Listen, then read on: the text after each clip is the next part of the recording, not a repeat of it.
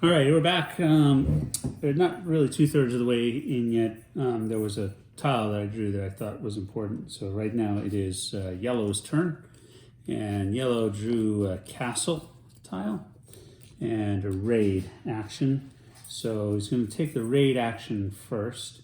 And if you notice the board layout, there's a few things that are going on. But most importantly, blue is about to go over and get that red.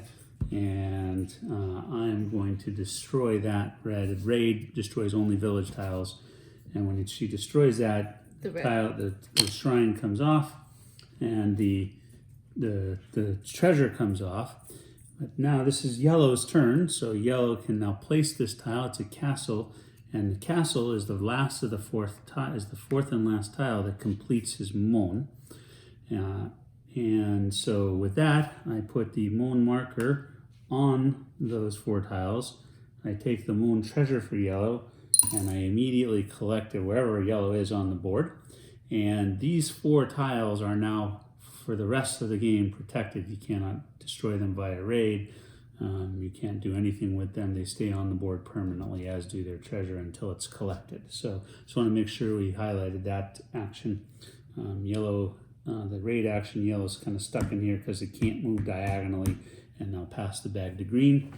Green's turn now. So green, in the meantime, was exiled off into the remote reaches of Siberia. 4 or 5 turns now. Actually, it would be Hokkaido, which is the northern island of Japan. It's very cold there in the winter, I hear.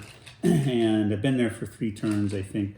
I haven't gotten a landscape tile to get out, and of course, blue's not going to put a village tile to let me escape either. It's a very kind of a cutthroat approach.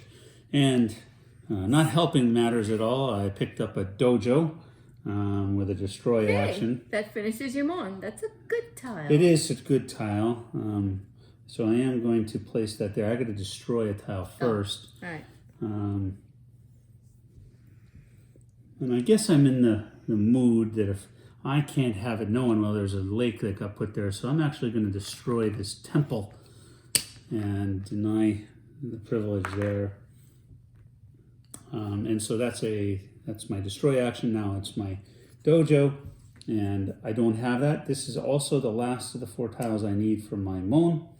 And so I'm going to complete my mon. I put my mon marker there. Green immediately collects that.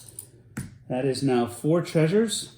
And what that means is green now has the use and access of the kami and the ofuda. What that means is that now and on this turn, because I've collected my 4th treasure, I get to go into the spirit phase, my little green, trusty green owl, and I get to place him anywhere on the board or on an unplayed board position. It does not matter. Spirits can go anywhere, as well they should. And so almost universally, these are used to inhibit movement on behalf of the player whose kami it is. So in this case, red seems to be pretty far ahead.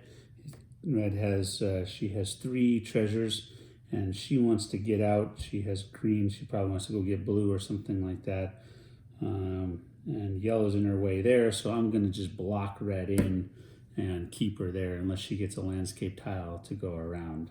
And later, the Ofuda, if I were red, if red had an Ofuda and had her kami, she could play one of these to banish the kami off of the board. It's pretty early in the game. Typically you want to save these till later in the game when things get a little bit crunchier and you're trying to get to that last treasure and collect and win the game, but we're not quite there yet. So I just want to make sure we captured those 2 things. We'll come back to you in 5 or 8 or 12 turns. Bye.